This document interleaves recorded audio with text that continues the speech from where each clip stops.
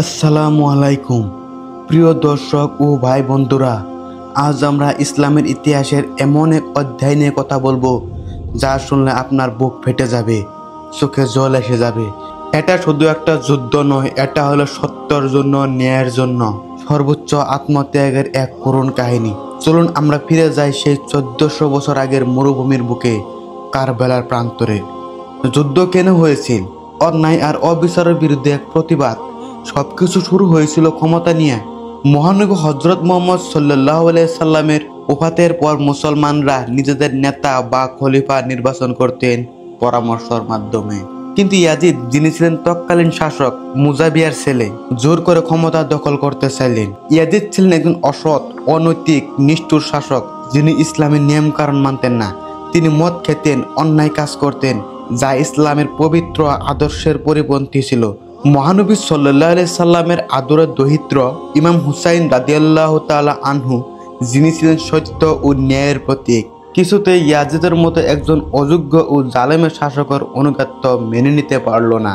তিনি জানতেন ইয়াজিদের হাতে যদি তিনি বাইয়াত গ্রহণ করেন তাহলে ইসলামের আসল শিক্ষা ধ্বংস হয়ে যাবে। হুসাইন রাদিয়াল্লাহু তাআলা আনহুর জীবনের চেয়ে বেশি প্রিয় ছিল ইসলামের সম্মান রক্ষা করা। ইয়াজিদ ইমাম হুসাইন রাদিয়াল্লাহু তাআলা আনহুকে চাপ দিতে লাগলেন তার অনুগত্য স্বীকার করার জন্য। কিন্তু ইমাম হুসাইন রাদিয়াল্লাহু তাআলা আনহু স্পষ্ট করে জানিয়ে দিলেন, আমি একজন পাপী ও জালেমের শাসকের হাতে বাইয়াত গ্রহণ করতে পারবো না। আমি সত্যের পথে অটল থাকবো। ঠিক এই সময় ইরাকের কুফা শহরের হাজার হাজার মানুষ ইমাম হুসাইন রাদিয়াল্লাহু তাআলা আনহুকে চিঠি লিখে আমন্ত্রণ জানালে তাদের নেতা হয়ে ইয়াজিদের বিরুদ্ধে রুখে দাঁড়ানোর জন্য। তারা প্রতিশ্রুতি দিল তারা ইমাম হুসাইনের পাশে থাকবে। এই আহ্বানে সাড়া দিয়ে ইমাম হুসাইন তার পরিবার ও অল্প কিছু সাথী নিয়ে কুফার দিকে যাত্রা শুরু করলেন। যখন কুফার কাছাকাছি কারবালা নামক স্থানে পৌঁছালেন, তখন ইয়াজিদের বিশাল সেনাবাহিনী তাদের পথ আটকে দিল। কুফাবাসীর প্রতিশ্রুতি ভেঙে গেল। কম সংখ্যক মানুষই ইমাম হুসাইনের সাহায্য এগিয়ে এলো। হাজার হাজার ইয়াজিদের সৈন্যর বিপরীতে ইমাম হুসাইন রাদিয়াল্লাহু তাআলা আনহুর সাথে ছিলেন মাত্র 72 জন নারী, শিশু ও পুরুষ। আর এখানেই ঘটল সবচেয়ে অমানবিক ঘটনা। ইয়াজিদের বাহিনী ফোরাত নদীর পানি বন্ধ করে দিল। 3 দিন ধরে এক ফোঁটা পানি পেল না ইমাম হুসাইন ও তার সাথীরা। প্রখর রোদে শিশুরা তৃষ্ণায় ছটফট করছিল, তাদের কচি গলা শুকিয়ে কাঠ হয়ে গিয়েছিল। ভাবুন তো, আপনার ছোট্ট সন্তান পানির জন্য কাঁদছে আর আপনি অসহায়। 10ই মুহররম, শাহাদাতের সেই করুণ দিন, আশুরার দিন। যুদ্ধ শুরু হলো। এটি কোনো যুদ্ধ ছিল না, ছিল এক পাশে হত্যাকাণ্ড। ইমাম হুসাইনের সাথীরা একে একে শহীদ হতে লাগলেন। সবচেয়ে হৃদয় বিদারক ছিল শিশুদের কষ্ট। ইমাম হুসাইন রাদিয়াল্লাহু তাআলা আনহু যখন 6 মাসের দুধের শিশু আলী আসগরকে নিয়ে ইয়াজিদের বাহিনীর সামনে গিয়ে এক ফোঁটা পানি চাইলেন, তখন সেই পাষাণ সৈন্যরা পানি না দিয়ে শিশুটির গলায় তীর বিধিয়ে দিল। বাবার এই কুলে নিথর হয়ে গেল নিষ্পাপ শিশুটি। এই দৃশ্য কি আপনাদের চোখে জল এনে দেয় না? ইমাম হুসাইন রাদিয়াল্লাহু তাআলা আনহুর ভাই বীর পুরুষ হযরত আব্বাস রাদিয়াল্লাহু তাআলা আনহু যখন শিশুদের জন্য পানি আনতে ফোরাত নদীর দিকে গেলেন, তখন শত্রুরা তার 2 হাত কেটে ফেলল। তবু তিনি মশক ফেলে দেননি। দাঁত দিয়ে চেপে ধরে পানি নিয়ে ফিরতে চাইলেন, কিন্তু শত্রুদের তীর তার মশকে বিঁধে দিল। পানি ফুরিয়ে গেল আর তিনি শহীদ হলেন। ভাইয়ের জন্য এমন আত্মত্যাগ, এমন ভালোবাসা ছিলেন। ইমাম হুসাইনের সুদর্শন তরুণ পুত্র আলী আকবর, যিনি মহানবী সাল্লাল্লাহু আলাইহি সাল্লামের চেহারার মতো দেখতে ছিলেন, যুদ্ধক্ষেত্রে বীরত্বের সাথে লড়াই করে শহীদ হলেন। নিজের প্রিয় সন্তানের ক্ষতবিক্ষত দেহ কাঁধে করে শিবিরে ফিরিয়ে আনলেন ইমাম হুসাইন রাদিয়াল্লাহু তাআলা আনহু। এক পিতার জন্য এর চেয়ে বড় কষ্ট কি হতে পারে? ভাবুন তো একবার। সবাই একে একে শহীদ হয়ে গেলেন। ইমাম হুসাইন রাদিয়াল্লাহু তাআলা আনহু সম্পূর্ণ একা হয়ে গেলেন। তার শরীর রক্তাক্ত, ক্ষতবিগত। তিনি শেষবারের মতো তাঁবুতে গিয়ে তার বোন হযরত জয়নব রাদিয়াল্লাহু তাআলা আনহু এবং অন্য নারীদের কাছ থেকে বিদায় নিলেন। এই বিদায় ছিল চরম হৃদয় বিদারক। সবাই জানতো এটাই শেষ দেখা। অবশেষে বিদায় নেওয়ার পরেও ইমাম হুসাইন রাদিয়াল্লাহু তাআলা আনহু নিজেই যুদ্ধক্ষেত্রে গেলেন। ইয়াজিদের সেনারা তাকে ঘিরে ধরল। তিনি যখন আল্লাহর কাছে শেষ সিজদায় গেলেন, ঠিক তখনই এক পাষাণ তার পবিত্র গর্দান বিচ্ছিন্ন করে দিল। কারবালার মাটি রঞ্জিত হলো নবীজির দহিত্রে পবিত্র রক্তে। প্রিয় দর্শক, ইমাম হুসাইন রাদিয়াল্লাহু তাআলা আনহু কারবালার ময়দানে শহীদ হয়েছিলেন, কিন্তু তিনি হেরে যাননি। তিনি দেখিয়ে গেছেন অন্যায় ও জুলুমের কাছে মাথা নত না করা আসল বিজয়। তিনি তার রক্ত দিয়ে ইসলামের আসল শিক্ষাকে বাঁচিয়ে গেছেন। তার শাহাদাত আমাদেরকে শিখিয়ে গিয়েছে যে জীবনের শেষ রক্তবিন্দু দিয়ে হলো সত্যর পথে অটল থাকতে হয়। কারবালার এই ঘটনা শুধু একটা ইতিহাস নয়, এটি এক জীবন্ত শিক্ষা। এটি আমাদেরকে শেখায় সবসময় সত্যের পথে থাকতে হবে, অন্যায়ের বিরুদ্ধে আওয়াজ তুলতে হবে, ততক্ষণে বিপদ আসুক বা যাই হোক। এই মহান আত্মত্যাগ চিরকাল মানব জাতিকে অনুপ্রাণিত করবে। আপনার কি মনে হয় না আজও ইমাম হুসাইন রাদিয়াল্লাহু তাআলা আনহুর এই শিক্ষা আমাদের ভীষণ জরুরি? তো প্রিয় দর্শক শ্রোতারা, কারবালার দিনটা ছিল এক মর্মান্তিক দিন। তো এই দিনটা আমরা উৎসব হিসাবে নয়, শোক প্রকাশ করব। সেই দিনটাতে আমরা কাঁদবো সেই হুসাইন রাদিয়াল্লাহু তাআলা আনহুর জন্য। 10ই মুহররম এই দিনটি ছিলেন সবচেয়ে আশ্চর্যপূর্ণ দিন, কেননা পৃথিবীর সমস্ত বস্তু সৃষ্টির থেকে নিয়ে কিয়ামত পর্যন্ত সবকিছুই এই 10ই মুহররমে ঘটে যাবে। ধন্যবাদ সবাইকে। তো প্রিয় দর্শক, আমি একটি গান পরিবেশন করব, গানটি শুনে যাবেন।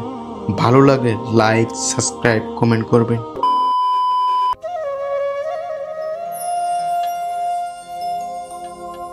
ও নিগুম বিচারে সত্য,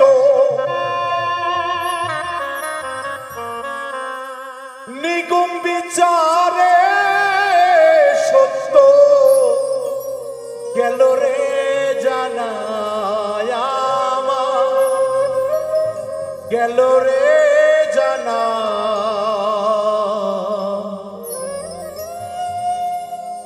মায়ের জিলে পাবে বাপের ঠিকানা।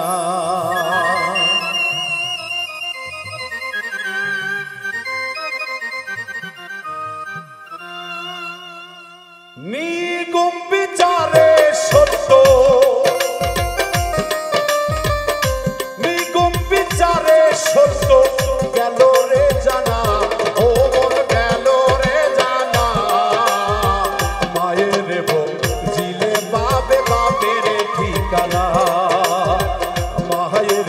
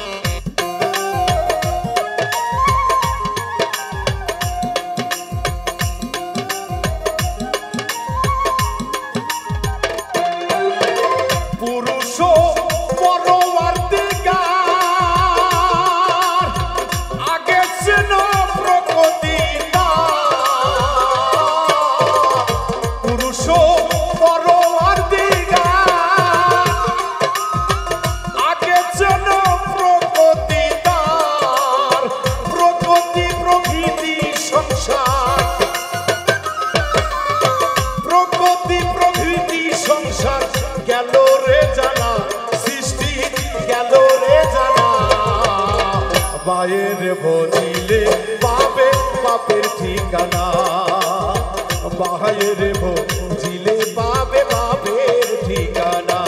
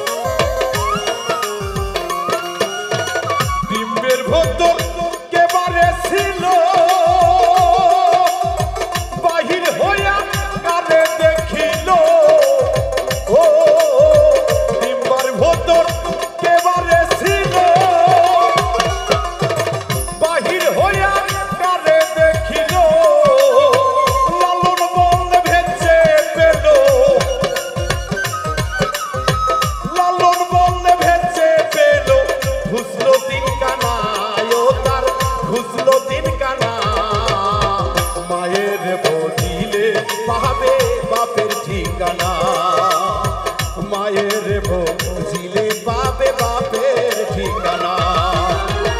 নিগুম বিচারে সত্য, নিগুম বিচারে সত্য গেল রে জানা, অমর গেল রে জানা।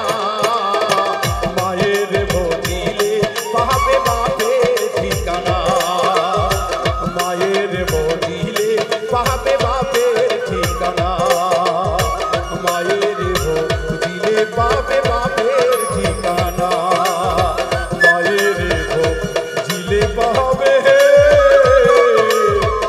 বাপের ঠিকানা।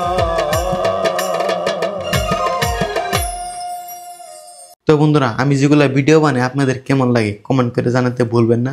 আর আপনারা কোন ধরনের ভিডিও চান সেগুলো আমাকে কমেন্ট বক্সে জানিয়ে দেবেন। সবাইকে অসংখ্য ধন্যবাদ। আসসালামু আলাইকুম।